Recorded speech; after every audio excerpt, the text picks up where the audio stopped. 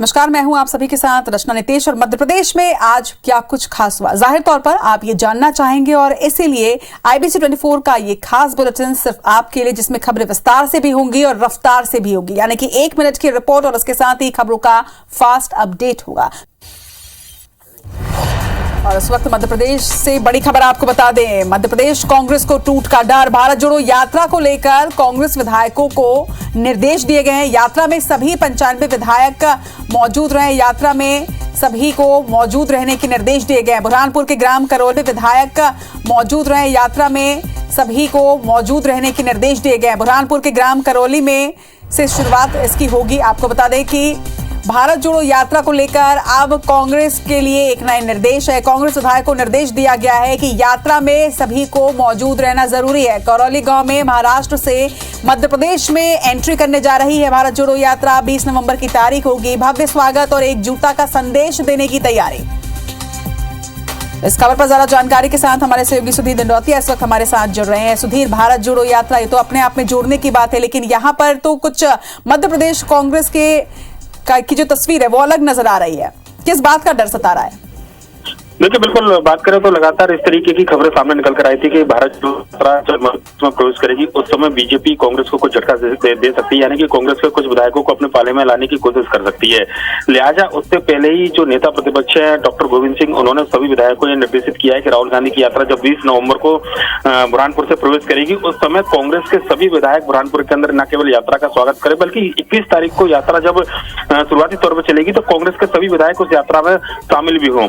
लिहाजा कांग्रेस की ओर से ये निर्देश जारी किए गए सभी विधायकों को कि अनिवार्य रूप से सभी विधायकों को भारत जोड़ो यात्रा की शुरुआत में शामिल होना है और एक तरीके से कहना होगा कि कांग्रेस एकजुटता का संदेश जो है वो इस यात्रा के माध्यम से सभी विधायकों की मौजूदगी के साथ में देना चाहती है।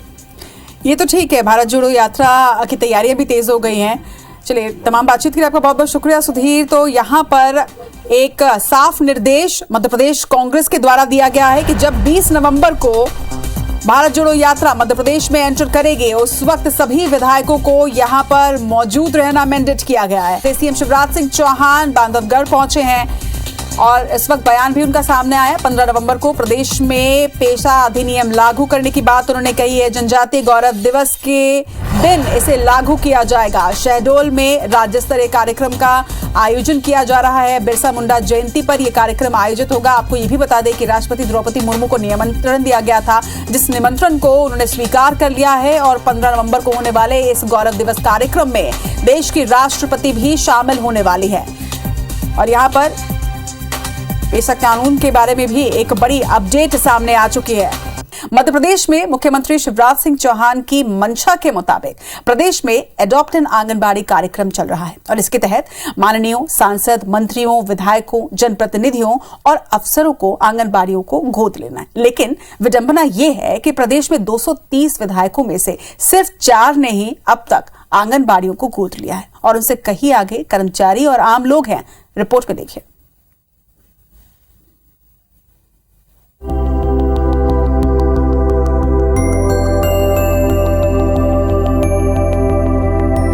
मेरी मुस्कुराहटों में क्यों तुम्हें प्यार नहीं दिखता? इन डेहरियों में पल रही अटखेलियों में क्यों तुम्हें घर बार नहीं दिखता? हम इंतजार करें कब तक? हमारी आंगनबाड़ियों का क्यों तुम्हें दर्द भरा संसार नहीं दिखता? ये सवाल मध्य प्रदेश की उन तमाम आंगनबाड़ियों में पल रहे नौनिहालों का है जिन्हें गोद लेने के लिए माननीय विधायक आगे नहीं आ रहे हैं। एडॉप्ट एन आंगनबाड़ी कार्यक्रम मध्य प्रदेश में जोर शोर से तो शुरू हुआ, लेकिन प्रदेश के 230 विधायकों में महज 4 ने ही आंगनबाड़ियों की हालत को समझा। सीएम शिवराज, विधानसभा अध्यक्ष और 2 मंत्रियों ने ही उनके दर्द को अपना समझा। 4 सांसद भी आगे आए हैं, लेकिन बाकी माननीयों को एडॉप्ट में कोई दिलचस्पी नहीं, भले खुद को कितना बड़ा करता धरता कहते हों। जिस दिन सीएम शिवराज ने बुधने विधानसभा के माथार के आंगनबाड़ी को गोद लिया, उसी दिन कैबिनेट मीटिंग में मंत्रियों से अपील भी की। सामाजिक संस्थाओं और उद्योगपतियों को प्रेरित करने का जोश भरा, लेकिन तमाम माननीय खुद प्रेरित नहीं हुए।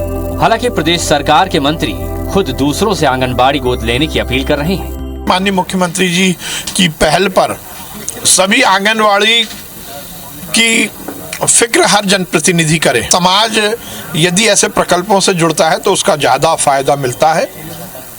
माननीय मुख्यमंत्री जी की अपील है और लगभग सभी लोग उसका ध्यान रख रहे हैं। एडॉप्ट एन आंगनबाड़ी अभियान को सफल बनाने में माननीयों से आगे प्रदेश के अफसर हैं। जनप्रतिनिधियों में 17,000 और 26,000 से अधिक कर्मचारियों और अधिकारियों ने आंगनबाड़ी केंद्रों को सहयोग दिया। अब तक 1,09,000 से ज्यादा लोगों के माध्यम से 26 करोड़ से अधिक की राशि जुटाए जाने का दावा है। 24 मई को खुद सीएम खिलौने जुटाने के लिए भोपाल की सड़कों में आए थे, जिसमें 1 करोड़ का सहयोग मिला। सबसे आगे नार्दन कोलफील्ड्स है, जिसने 3.5 करोड़ में 25 आंगनबाड़ी केंद्र निर्माण कराने का भरोसा दिया है। इसके बाद NPICL जबलपुर ने 35,70,000 रुपए की सहायता की। सीएम के अभियान में विधायकों की रुचि नहीं दिखाने पर कांग्रेस सवाल तो उठा रही है, लेकिन इस पर शर्म तो आनी ही चाहिए कि कांग्रेस के एक भी विधायक ने किसी भी आंगनबाड़ी को गोद नहीं लिया। किस तरीके से पोषण आहार घोटाला मध्य प्रदेश के अंदर हुआ है, आंगनवाड़ियों तक पोषण आहार तक नहीं पहुंच रहा है। इन्होंने कहा था कि एक-एक विधायक एक-एक आंगनवाड़ियों को गोद लेंगे।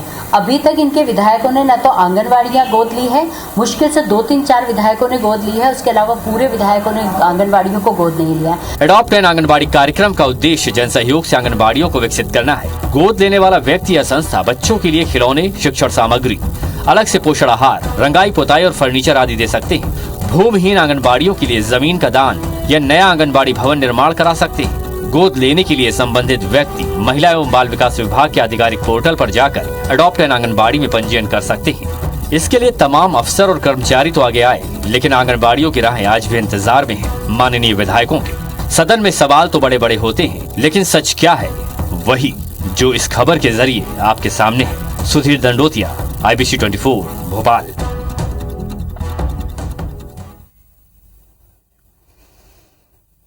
मध्य प्रदेश में राहुल गांधी की भारत जोड़ो यात्रा में प्रियंका गांधी भी शिरकत करेंगे और इस बात के संकेत आज PCC चीफ कमलनाथ ने दिए हैं। यात्रा की तैयारियों के बीच कमलनाथ ने बीजेपी के सवाल पर पलटवार भी किया। हालांकि बीजेपी ने इस यात्रा को सच की धरातल से काफी दूर बताया है।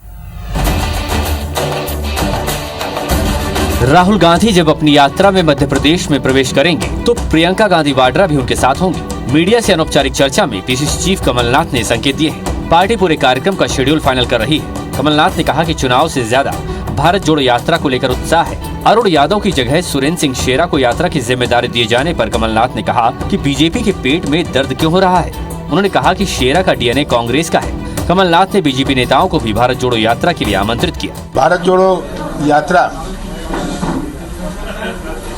में इतना जोश और उत्साह मुझे महसूस हो रहा है। भारतीय जनता पार्टी को भी आमंत्रित कर रहे हैं। अपने देश का तिरंगा झंडा लेने में उन्हें क्यों पेट में दर्द हुई। भारत जोड़ो यात्रा के लिए कांग्रेस ने MP के 6 जिलों में मीडिया प्रभारियों की नियुक्ति भी कर दी है। इधर कई NGO और उससे जुड़े लोग इस यात्रा के लिए माहौल बना रहे हैं। इनमें स्वराज इंडिया के नेता और सामाजिक कार्यकर्ता योगेंद्र यादव भी शामिल हैं। उन्होंने कहा कि जो लोग देश को तोड़ने के बजाय जोड़ने का काम कर रहे हैं वो उनके साथ हैं। भारत को जोड़ने की यात्रा है और यात्रा शुरू होने से पहले देश के 150 प्रमुख जन संगठनों ने बैठक करके फैसला किया था कि हम कांग्रेस के साथ नहीं जुड़ना चाहते, किसी एक व्यक्ति के साथ नहीं जुड़ना चाहते, लेकिन इस मुहिम का हम पूरे दिल से समर्थन करते। इधर बीजेपी कांग्रेस की पूरी कवायद पर हमलावर है। मुरैना पहुंचे केंद्रीय कृषि राज्य मंत्री कैलाश चौधरी ने कांग्रेस को भारत जोड़ो यात्रा से पहले अपनी पार्टी को जोड़ने की नसीहत दी। वो भारत जोड़ने की यात्रा कर रहे हैं और मुझे लगता है कि भारत तो जुड़ा हुआ है, लेकिन उनको अपनी सरकार, उनकी जो पार्टी है उसको जोड़ने की आवश्यकता है। जो जो राहुल गांधी के MP प्रवेश की तारीख नजदीक आ रही है, प्रदेश की सियासत का पारा चढ़ता जा रहा है। नेता एक दूसरे को घेरने में जरा भी पीछे नहीं है।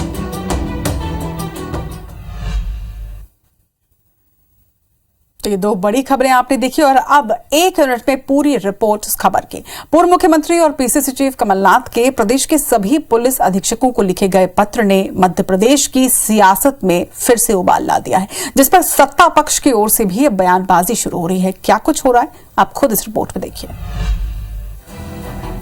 पूर्व मुख्यमंत्री और PCC चीफ कमलनाथ का लिखा ये वो पत्र है जो सुर्खियों में है। दरअसल PCC चीफ कमलनाथ ने सभी पुलिस अधीक्षकों को पत्र लिखकर आगाह किया है कि वो किसी के दबाव में आकर कांग्रेस नेताओं और कार्यकर्ताओं पर झूठे मुकदमे दर्ज न करें। सत्तारूढ़ पार्टी के दबाव में कांग्रेस के नेताओं का उत्पीड़न करना पूरी तरह अनैतिक और असंवैधानिक है। ये नहीं रुका तो कोर्ट का रुख करेंगे या जो संभव होगा कार्रवाई करेंगे। उन्होंने ये भी कहा कि 11 महीने बचे हैं, पूरा खुलासा हो जाएगा। साफ बात है, सब जगह से खबर आती है मुझे कि किस तरह पुलिस प्रशासन का दुरुपयोग किया जा रहा है और किस प्रकार से दबाव।